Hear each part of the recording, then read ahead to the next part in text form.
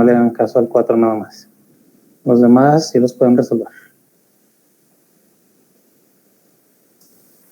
De acuerdo, profe. Igual ahí en las instrucciones les puse que omitan el ejercicio 4. Y ahora sí. Vamos a comenzar con la introducción de lo que sería la unidad número 4, que es la parte de electroquímica.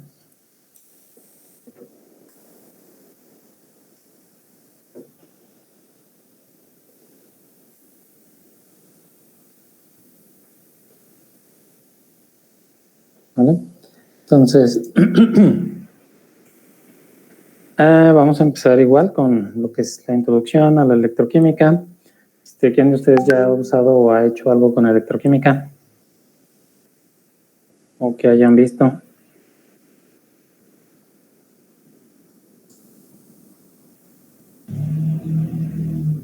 Creo que varios de nosotros estamos viendo biosensores ahorita. Ajá.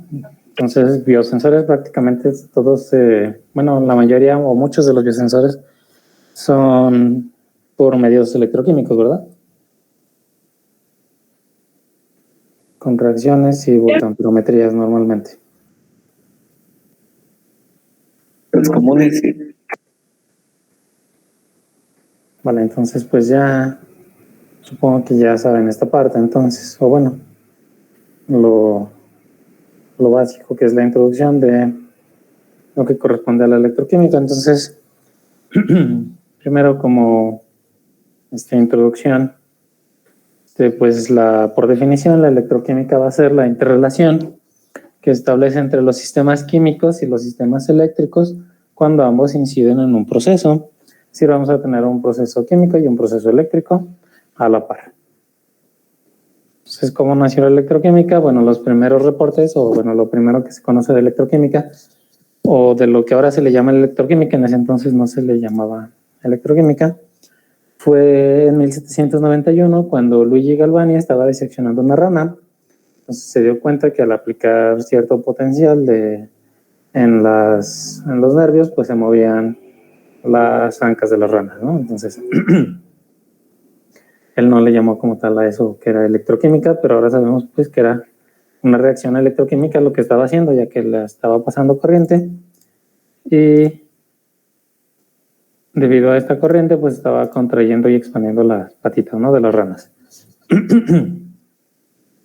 Después, en 1800, Volta dijo que, o bueno, se dio cuenta que se utilizaban una membrana para separar placas de plata, de platas de zinc, y lo mojaban con agua salada, pues obtenían una corriente eléctrica.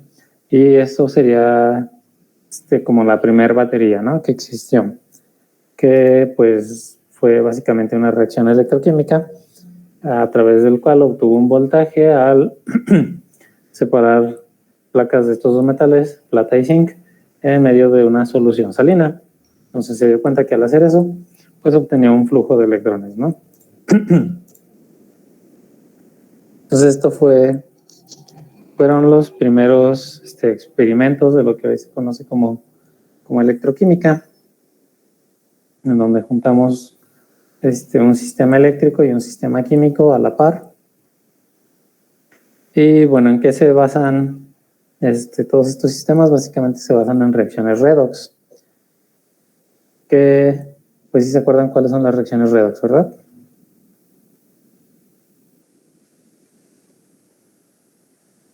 Sí, maestro. Las reacciones redox, vamos para recordar, es donde se transfieren electrones entre dos especies. Entonces, ¿esto qué va a ocasionar? Pues que el número de oxidación entre reactivos y productos cambie. Entonces vamos a tener una especie que se oxida, una especie que se reduce debido a la transferencia de electrones.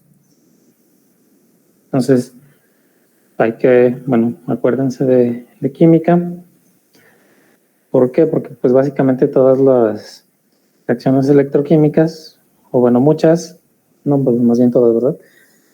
Involucran ya sea intercambio de electrones, más bien, ¿no?, entre dos especies. transferencia. Entonces siempre hay una parte que se va a oxidar, siempre hay una parte que se va a reducir. Bueno, y además de que conozcamos que son reacciones redox en un sistema eléctrico y con un sistema químico que vamos a tener trabajando a la par, ¿qué más necesitamos saber en la parte de electroquímica? Pues básicamente todas estas reacciones se llevan a cabo en una fase líquida. Entonces, ¿por qué? Porque esto es lo que va a hacer que podamos tener una transferencia de cargas en un medio. Entonces, para que haya transferencia de cargas en un medio, ¿qué necesitamos? Bueno, en este caso en un líquido, ¿qué necesitan para que tenga conducción? Pueden ser iones disueltos, sales. Iones o sales disueltas, ¿verdad? ¿Qué es lo que necesitan? Y ¿cómo se llama al proceso por el cual las sales se disuelven en el agua? Solvatación.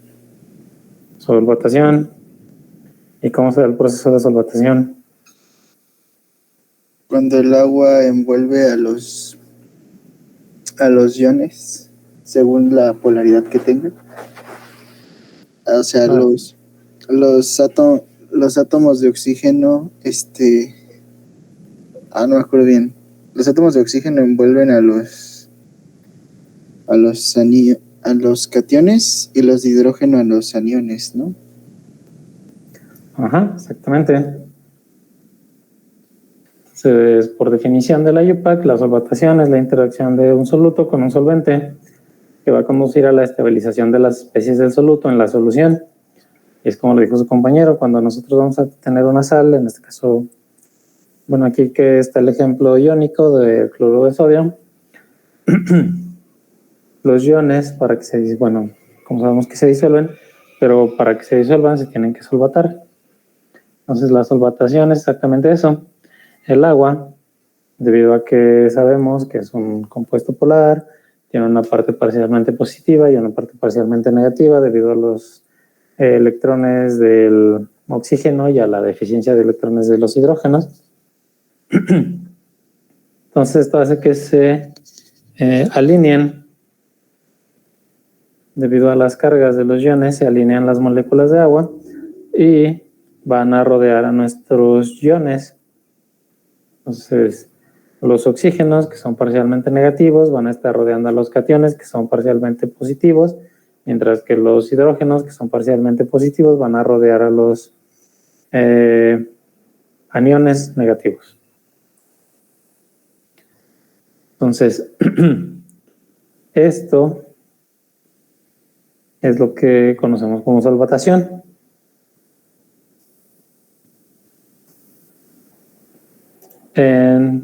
Sería, por ejemplo, una parte en la parte iónica. Pero pues también hay disolución, no nada más de sales iónicas, también podemos tener disolución de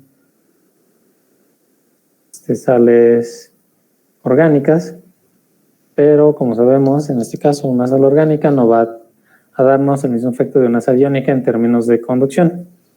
Entonces, en la parte de electroquímica siempre necesitamos una solución que nos facilite la transferencia de electrones. ¿Por qué? Porque si tenemos una solución que no impide el paso de electrones a través de ella, es una variable menos a contemplar en el modelo que se va a utilizar. Si tuviéramos resistencia eléctrica, tendríamos que tener todavía en cuenta un término de la resistencia eléctrica en la solución. Entonces hay que asegurar que las cargas no van a tener resistencia, al menos en la solución, y que van a poder viajar libremente. Entonces para eso normalmente se utiliza lo que conocemos como electrolito soporte, que no es más que sales disueltas, y esas sales disueltas van a ayudarnos a poder transferir las cargas de ánodo a cátodo, de cátodo a ánodo, y no van a participar en la reacción como tal. esa concentración debe de permanecer constante. Pues, por ejemplo, aquí ejemplificado vemos lo que sería un cristalito de cloruro de sodio. Sabemos que tiene una estructura cúbica centrada en las caras, FCC, si se acuerdan de materiales. Entonces, las moléculas de agua, como ya vimos, se van a orientar de acuerdo a las cargas de los iones, y es debido a estas interacciones que se van a estar separando los iones. Entonces, aquí de tarea se lleven que busquen cómo se lleva a cabo el proceso de salvatación. Y ahorita se lo agrego. ¿Por qué? Porque así como me acaban de platicar que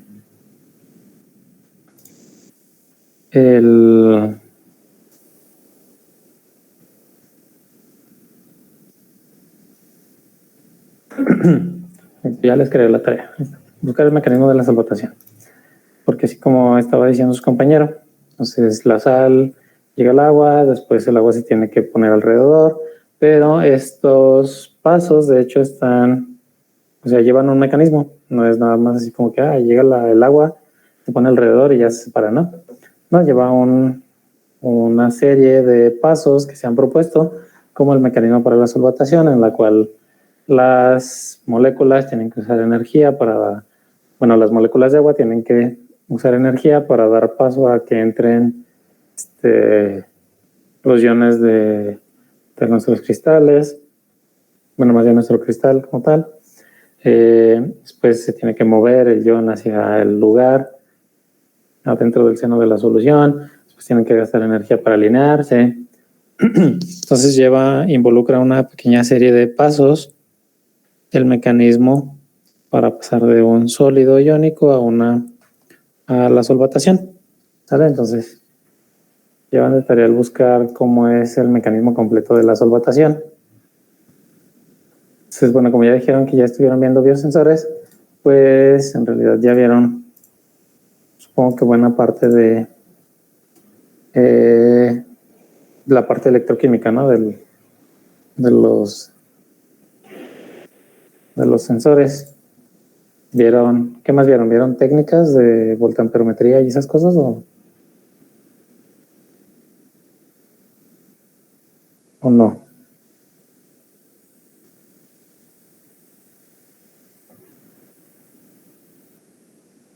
Sí, justo estábamos viendo lo de cronoamperometría, creo.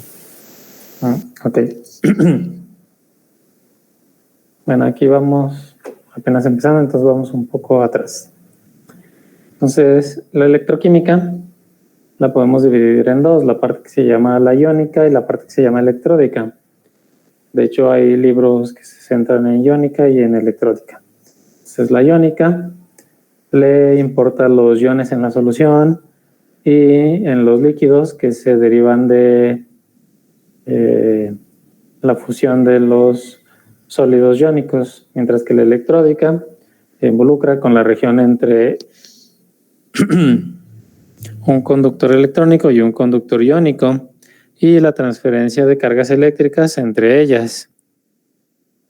Si vieron que sus sistemas electroquímicos tienen una interfase, ¿no?, entre los ánodos y cátodos y el seno de la solución. ¿Cómo se llamaba esa interfase? ¿Se acuerdan?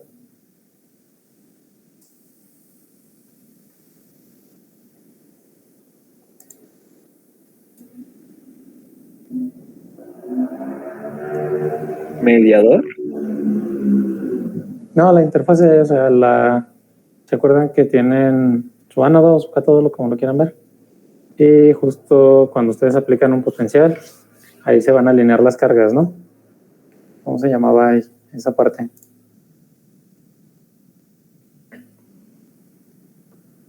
Cuando debido a su ánodo o cátodo cargado, van a alinear las moléculas de la solución. ¿Electrólisis? No. Bueno, igual lo van a exponer aquí, no se pueden. Pero esa, si se acuerdan, es la doble capa electroquímica. Eso es lo que se encarga la electródica. La parte entre el conductor eléctrico o electrónico y la parte del conductor iónico, es decir, la interfase entre su ánodo o cátodo sólido y su seno de la solución.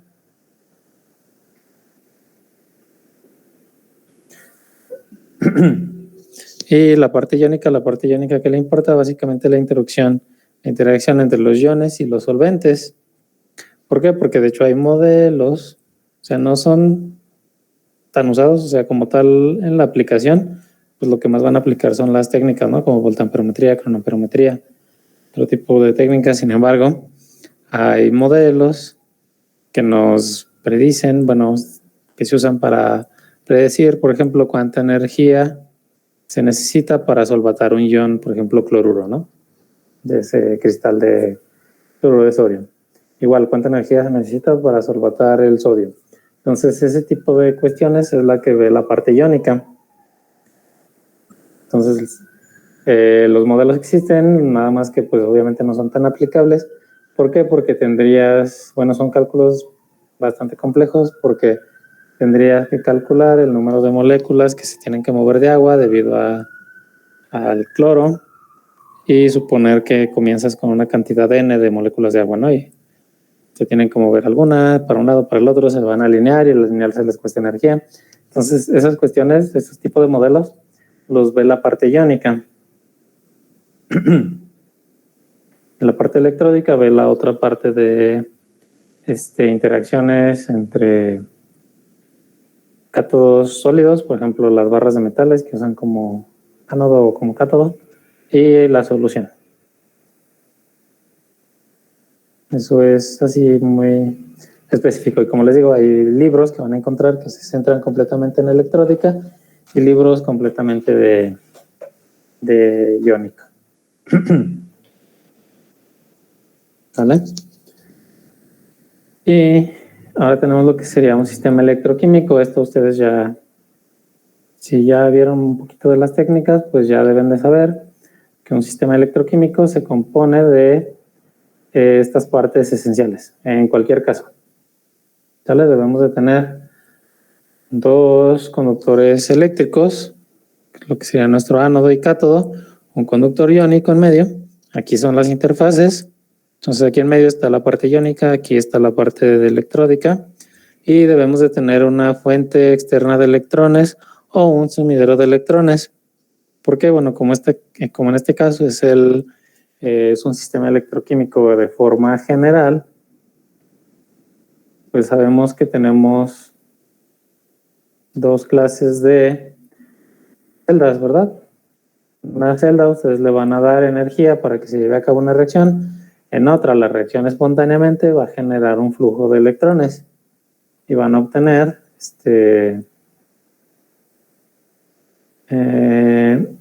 una diferencia de voltaje. ¿Sí?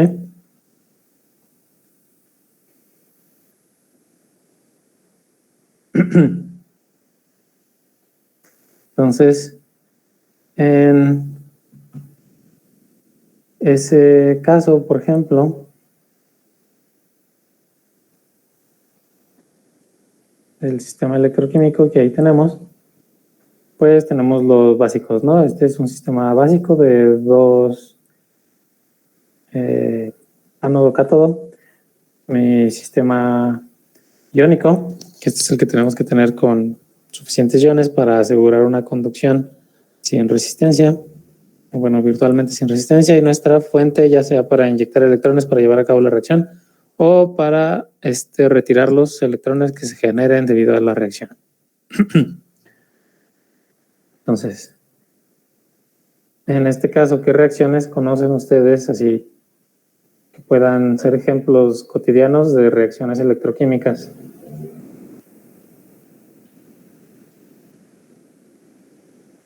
O de lo que han visto en clase, bueno, aparte de los biosensores, ¿qué reacciones electroquímicas conocen? ¿O qué ejemplos de sistemas electroquímicos nos pueden dar? ¿Podría ser como cuando le quitan el óxido a algún metal? Ajá, cuando lo limpian en Sí, aplicando en una solución, no sé qué tenga, pero le aplican una corriente. O sea, crean un circuito y a base de un medio acuoso ahí es donde sumergen el metal. y se va limpiando, ¿verdad? Se va cayendo el óxido más bien. ¿Ok? ¿Qué otro ejemplo conocen? Los medidores de pH son prácticamente ese sistema, ¿no? Los potenciómetros, los pH metros, son un sistema basado en una interfaz iónica. Ajá. ¿Podría ser también las baterías de los carros? Las baterías, por ejemplo, esas tienen ácido, ¿no? Por dentro, que es la parte iónica, y tienen placas de metales para hacer las partes de ánodo y cátodo. Ajá. Todos esos son sistemas electroquímicos. Igual, por ejemplo, el chapado o el cromado de todo lo que se chapa de oro, se chapa de forma electroquímica. Todo lo que se croma con cromo es normalmente electroquímico, o bueno, hay procesos que son de forma de hacerlo electroquímicamente, ¿no? Que no es más que un depósito de un metal sobre sobre ya sea el ánodo o el cátodo. Lo único que hacen pues es estarlo reduciendo a través de aplicación de un potencial. Entonces, como vemos, pues estamos rodeados ya de forma cotidiana de muchos sistemas electroquímicos que tenemos así ya como de uso normal, ¿no? Que muchas veces no preguntan. Por ejemplo, si alguien ha visto que vendan las soluciones estas de nanopartículas de plata para tomarse, esas normalmente las hacen, bueno, esas nanopartículas que venden las hacen luego así de forma electroquímica. El agua esta de plata o algo así, ¿cómo era? Ajá, la plata coloidal, esa. Plata coloidal, sí. Exactamente, esas las hacen por electrólisis. Bueno, por electroquímica. Y es porque es un método que se hizo como común, vaya, o sea, nada más basta con tener los medios para que hagas tus nanopartículas de forma electroquímica. Entonces eso es lo que hacen. Así hacen esas soluciones, o bueno, algunas que yo sé las hacen así, de forma electroquímica. Algo así, nada más echando monedas de plata en agua y ya. No sé si también así las hagan, la verdad. O bueno, así recuerdo que era el remedio así como que muy antiguo. Más antiguo. Bueno, igual y nada más lo modernizaron, y ahora pues con la plata más electricidad y obtienes tu plata coloidal, y es la que venden como remedio, ¿no? En todos lados. Entonces, en sí los sistemas electroquímicos tienen, o sea, muchísimo tiempo de que existen y tienen muchísimas aplicaciones. Y bueno, ustedes si están llevando biosensores, pues están viendo que ahí es otra aplicación más de la parte electroquímica, ¿no? Pues como tal, la electroquímica es bastante amplia, son muchas ramas que ver. Entonces aquí igual vemos lo básico. Entonces, en los sistemas electroquímicos, bueno, en la parte del conductor iónico, ya lo que les comentaba, aquí tenemos que tener una solución de nuestro electrolito soporte, que es como se les conoce, y ahí es donde se va a llevar a cabo nuestra reacción. Supongo que no han podido hacer prácticas, ¿verdad? Luego hacían prácticas de estas cosas. No, profe, bueno, el profe nos ha tratado de pedir permiso y ya nos tiene como fecha, pero todavía no es seguro.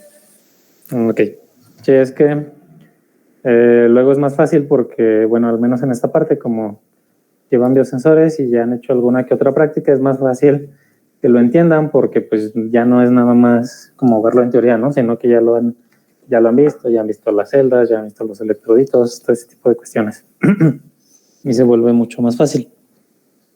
Pero bueno, entonces esperemos que sí puedan hacer sus prácticas para que lo vean ya en el laboratorio al menos, ¿no? ¿Por qué? Bueno, porque supongo que ya de forma teórica vieron que su electrolito soporte debe de coincidir con sus reacciones al igual que, por ejemplo, si utilizan una celda de 3 electrodos, pues los de referencia tienen que también ser con los mismos iones, ¿no? De preferencia. Pero bueno, eso ya lo vamos viendo conforme ustedes expongan. Ahora, ¿qué es lo que sucede entre las interfaces? Así de forma rápida. Cuando nosotros tenemos un electrodo cargado y acá está el seno de nuestra solución con nuestros iones solvatados, ¿qué es lo que pasa cuando aplicamos un potencial? Pues vamos a hacer que se orienten estas moléculas de agua o iones que estén justo en la superficie del metal, ¿vale? Entonces se van a empezar a orientar y esto forma lo que se conoce como doble capa electroquímica. Entonces, de tal forma que lo que veríamos sería como si tuviéramos aquí una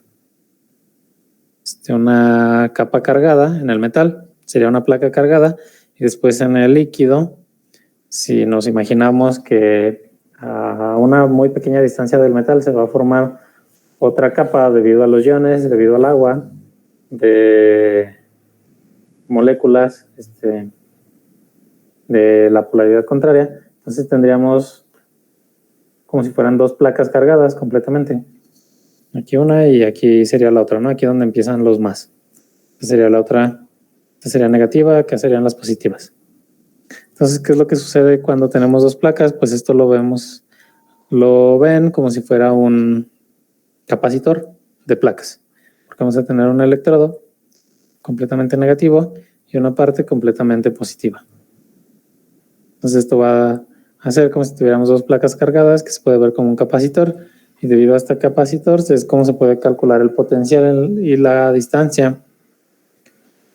Pero bueno, hay diferentes modelos, ¿no? Por ejemplo, este es el de Helmholtz. Entonces, aquí lo estamos viendo como un capacitor, bueno, más bien, como que los iones son los que se alinean a cierta distancia entre el electrodo, debido a que aquí adentro pues va a haber agua. Entonces, tomamos en cuenta que nada más hay dos placas cargadas, entonces esto forma un capacitor y hay una variación lineal debido al capacitor del potencial entre las dos capas. Entonces así es como definiríamos esta parte de la interfase entre el electrodo y el seno de la solución.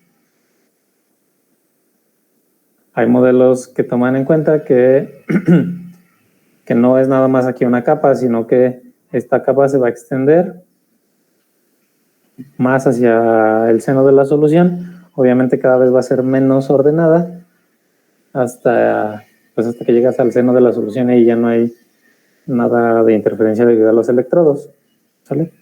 Entonces, es nada más de forma rápida, porque esto es ya uno de los temas que ustedes van a exponer. Pero bueno, así de forma rápida, eso es lo que sucedería en la interfase. Y bueno, eso ya lo van a ver después. ¿Por qué? Porque básicamente esta doble capa electroquímica, cuando ustedes hacen un experimento, deben de esperar a que se forme. Normalmente se forma solita, ¿no? Y lo van a ver si tienen la suerte de ir a hacer sus experimentos. Ojalá que sí los dejen. Van a ver que esto se le llaman potencial de circuito abierto. Entonces, cuando ese potencial está estable, es normalmente cuando ya sabemos que la doble capa electroquímica ya está fija, ¿no? Ya está formada completamente. Y es por eso que se deja,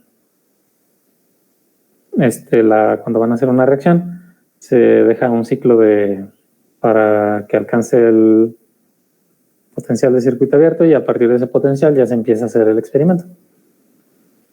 ¿Para qué? Para que no interfiera, porque si no, si ustedes empiezan a aplicar un potencial directamente sin dejar que se forme esta doble capa, pues igual se va a formar, nada más que se va a formar ahora mientras ustedes hacen el experimento, y les puede salir mal la forma de lo que vayan a obtener, ¿no? O pueden obtener variaciones debido a que las primeras variaciones es de que se estaba formando esta capa. Entonces estos modelos como capacitor sirven todavía, o sea, todavía se siguen utilizando, Nada más que, bueno, no, ya no se utiliza el básico que es este de Helmholtz. Se utilizan basados en esto, pero más combinados, son unos ya combinados. Y bueno, ya lo demás lo vamos a ir viendo conforme ustedes vayan exponiendo. ¿Por qué? Pues porque aquí, bueno, en esta unidad, de lo que se trata es de que ustedes vayan haciendo su exposición, lo van a exponer y pues en teoría sus compañeros les van a preguntar si es que tuvieran dudas o si es que lo explicaron completamente bien. Pues bueno, ¿vale? Pero bueno, esta sería nuestra introducción muy básica, lo que es la electroquímica. Y esos son los libros que yo les recomiendo utilizar. El Electrochemical Methods de Bard o el Modern Electrochemistry de Bockris para esta unidad. Déjenme les digo.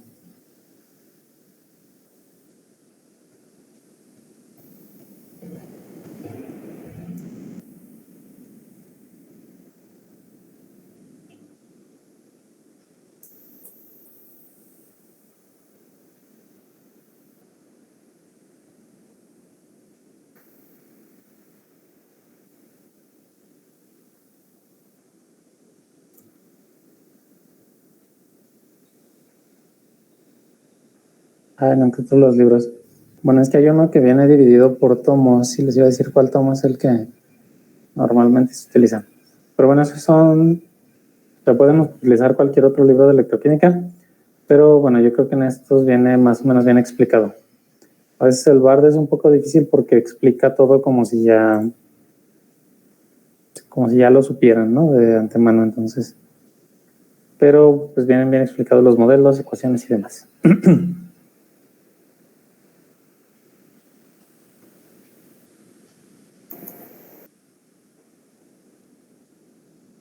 Uy.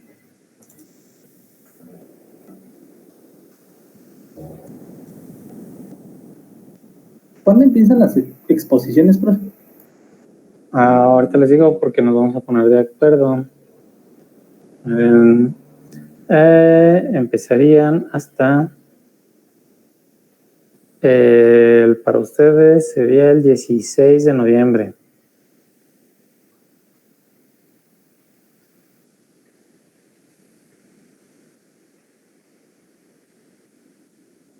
Ahorita vemos el calendario porque en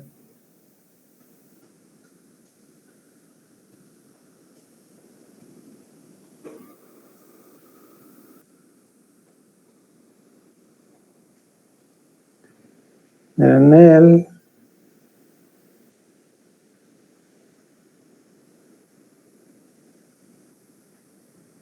¿cuándo acaba el semestre? El 10 de diciembre.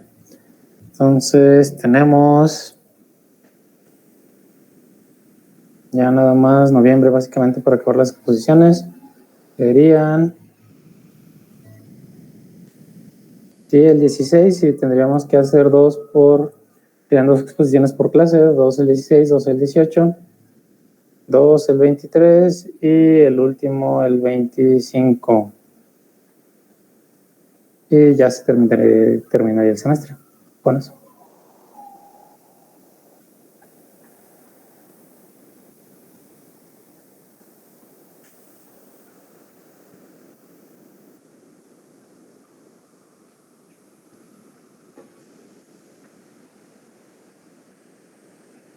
Sí, así sería.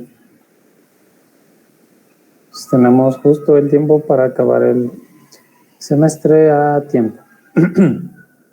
¿De cuántas personas podemos ser el equipo?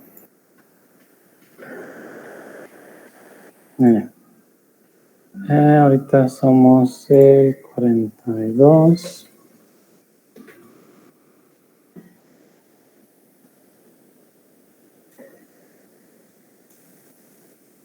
Son 15 alumnos.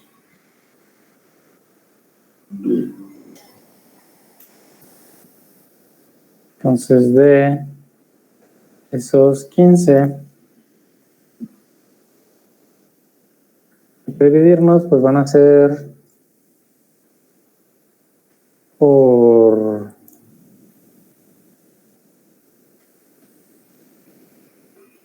yo creo que parejas, entonces, para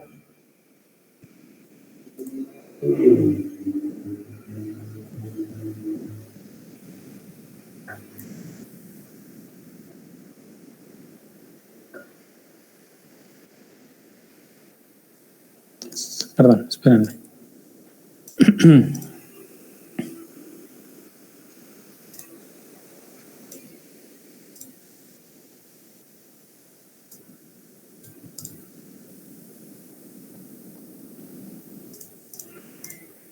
Ok, serían en Classroom tenemos 15 alumnos, entonces hay que dividirnos, son estos 2, 4, 6, 7 temas. Entonces son 15, sería uno de 3 y los demás de 2.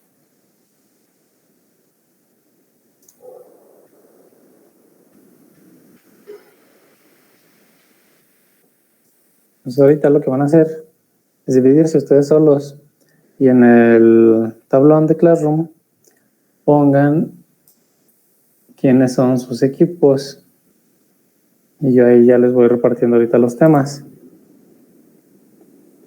Los temas son al azar, se vayan poniendo su equipo y ahorita les reparto yo qué tema les tocaría y esto es lo que tendríamos que ver y sería, bueno, máximo sería, tampoco se pueden tardar tanto, pues sería que hicieran al menos 40 minutos de exposición para que den tiempo a preguntas y demás.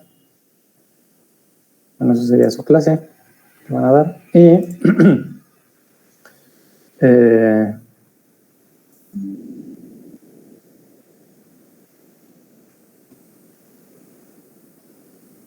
con esa exposición va a ser su calificación de la unidad, en este caso. En esta unidad ya no hacemos nada más y tendrían, bueno, el primer equipo tendría toda la próxima semana para preparar la exposición. Y pues van a ser de 2 en 2. El orden de las exposiciones es así como aparece aquí. Primero la doble capa electroquímica, luego vamos a ver los tipos de electrodos, son las celdas galvánicas y las electrolíticas. Como técnicas, pues nada más vemos la volta y la crono. Y por último lo que serían los sensores electroquímicos.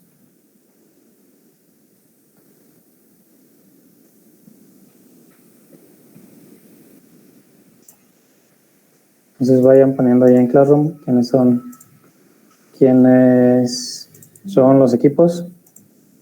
Y ahorita les pongo ya ahí en el mismo Classroom qué temas les tocaría exponer.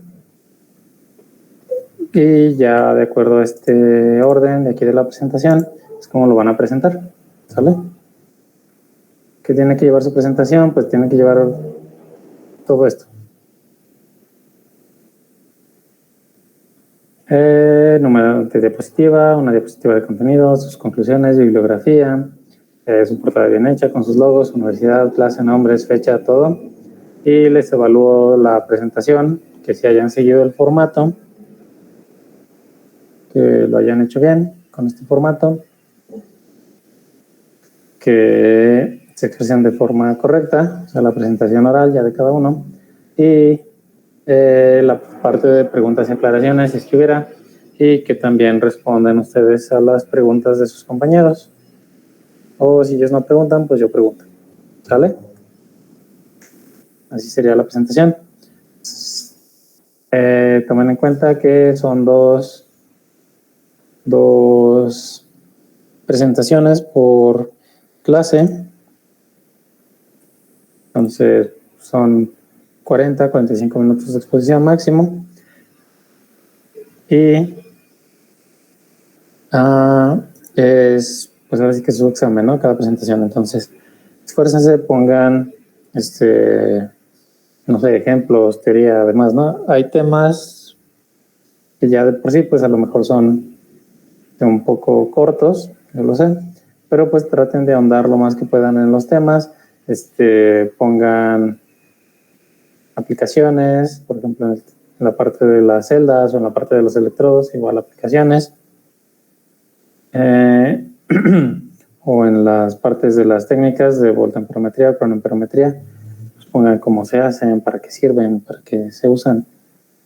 ¿Sale?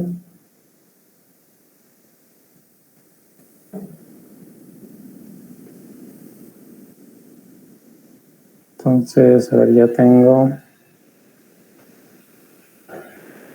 ¿Cómo dijo que le enviamos los equipos, maestro? En el tablón de Classroom, ahí pongan ahí pongan la lista de los que son de su equipo. Se supone que son 15 personas. Entonces, debemos de tener 7 equipos, entonces son uno de 3 y los demás de 2.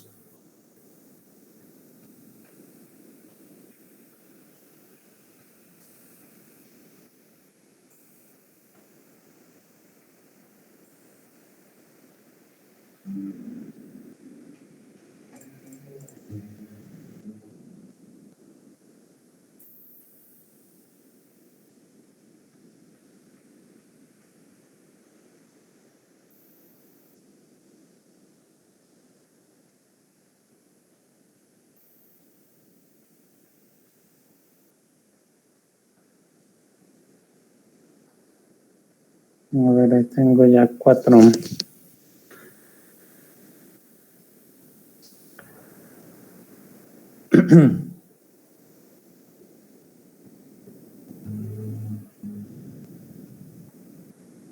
Vamos a exponer al azar o conforme, o sea, conforme esa lista de los temas. No, las exposiciones tienen que ser en este orden, así como van, de aquí hacia abajo. Porque creo que es la mejor forma de que lo entiendan. Es más o menos el orden. Pero la forma de repartir los temas es aleatoria. Ahorita yo ahí nada más les voy a ir escribiendo en cada equipo de los que ya me pusieron, 1, 2, 3, 4, 5, el tema que les toca. Ya no, entonces, así ya tenemos el registro de los temas.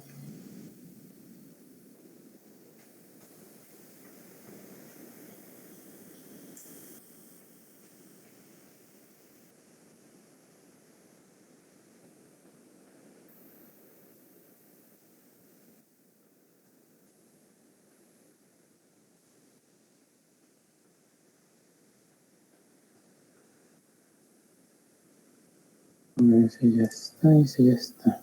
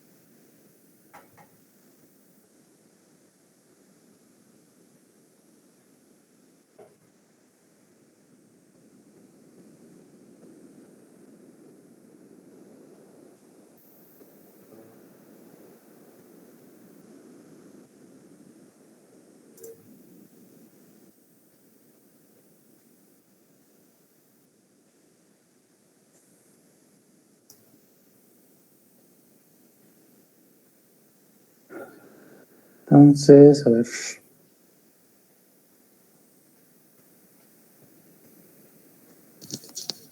Bueno, los que ya pusieron ahí su equipo, ya tienen tema. ¿Quién me falta?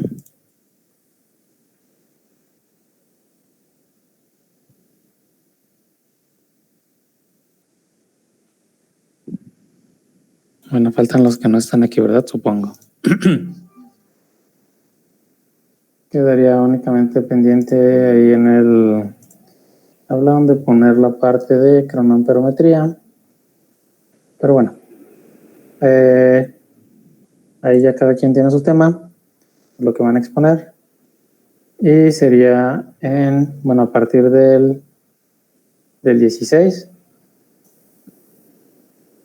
Entonces el 16 tienen que exponer estos dos temas.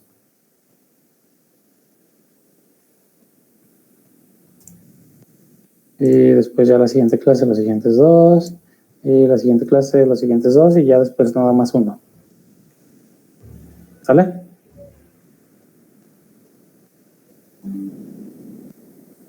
De acuerdo, profe.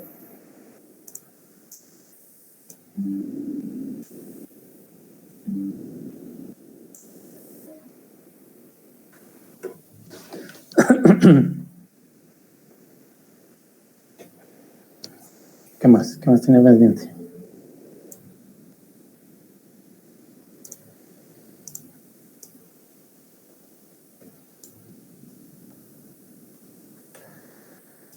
Pues creo que sería todo. Así vamos a llevar a cabo esta unidad. Van a exponer su tema cada quien. Van a tener su tiempo en la clase. Vamos a empezar a partir del 16. La próxima clase, que es el martes 9, nada más lo vamos a usar en caso de que tuvieran dudas de lo del cuadernillo, pero suponiendo que no tengan dudas, pues entonces sería nada más vamos a ver eso, ¿sale? Y ya es para que tengan esa semana, el 11 va a ser el examen, pero que tengan esa semana para hacer su exposición bien hecha y ya empezaríamos el 16. Sería el 16, 18 y 23. Entonces ya sea que expongamos, dos, ya sea que se expongan 2, 2 y 3, o si no alcanzarán 3 equipos en una clase, pues ya sería 16, 18, 23 y 25 acabaríamos ya el semestre. ¿Va? Eso sería todo, jóvenes, por el día de hoy.